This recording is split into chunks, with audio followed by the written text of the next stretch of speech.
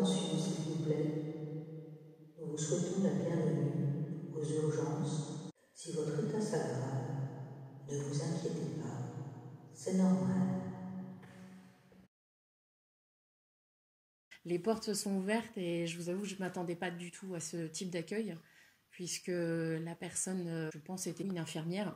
Donc là, elle me dit, mais pourquoi vous revenez? Ça vous panique ou quoi d'avoir le Covid? J'avoue que je ne sais pas quoi répondre.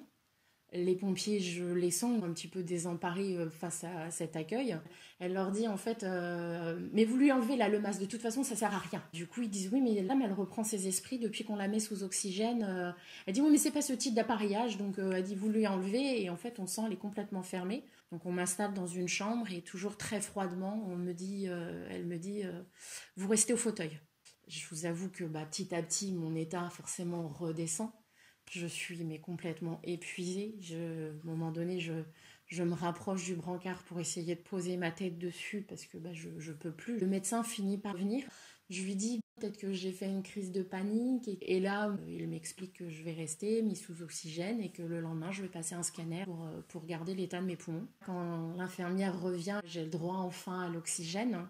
Je sens comme si d'un seul coup, le fait finalement qu'il y avait bien quelque chose d'être un petit peu plus légitime, parce que du coup, depuis le début de mon accueil, je ne me suis pas sentie légitime sur le fait d'arriver aux urgences. Et le lendemain, ça continue parce que une personne rentre, ne se présente pas, me demande comment la nuit s'est passée. Donc là, je lui dis que grâce à l'oxygène, je me sentais mieux. Sauf que ce que je ne comprends pas, elle baisse l'oxygène. Je le sentais presque plus, on sent cet air frais qui arrive au niveau du nez. Et je la vois éteindre le monitoring. Et là, du coup, en fait, je comprends pas pourquoi on me fait ça. Je me dis, je commence à me sentir mieux, pourquoi?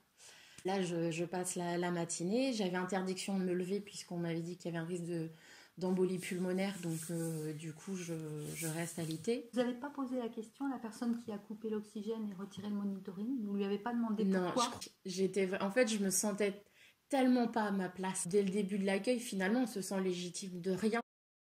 Cet accueil, de vous dire, qu'est-ce que vous faites là? Pourquoi vous venez? On finit même par culpabiliser.